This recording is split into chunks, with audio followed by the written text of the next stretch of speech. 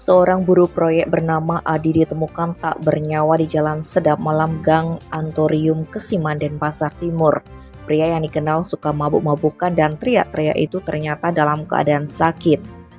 Kasih Humas Polresta Denpasar AKP Ketut Sukadi menerangkan, korban sempat mengeluh sesak nafas dan teriak-teriak sekitar pukul 2:30 di lokasi proyek Jalan Kepaun Indah Pemogan, Denpasar Selatan.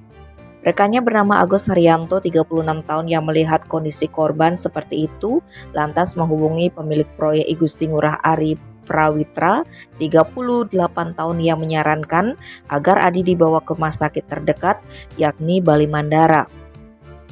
Sampai di rumah sakit, saksi dan korban bertemu dengan pemilik proyek di parkiran. Adi ditanyai apakah punya KTP, tetapi korban menjawab tidak memiliki kartu identitas. Lalu pemilik proyek menyarankan untuk pulang ke rumahnya di Jalan Sedap Malam.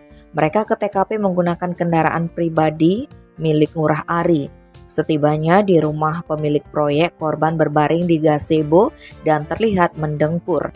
Akan tetapi saat dibangunkan oleh Agus sekitar pukul 4:30, korban tidak merespon. Saksi sempat mengecek denyut nadi korban yang ternyata sudah tidak berdenyut. Hal itu langsung disampaikan ke pemilik proyek sehingga kejadian ini diteruskan ke pihak kepolisian. Keterangan lebih lanjut dari para saksi, korban datang sendiri ke pemilik proyek sekitar 3 bulan untuk minta kerja.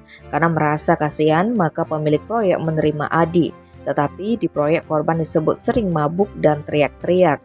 Pria itu sempat hendak dikeluarkan namun dia menolak. Maka Ngurah Ari yang merasa iba tetap mengajaknya bekerja. Tim Bali Express melaporkan.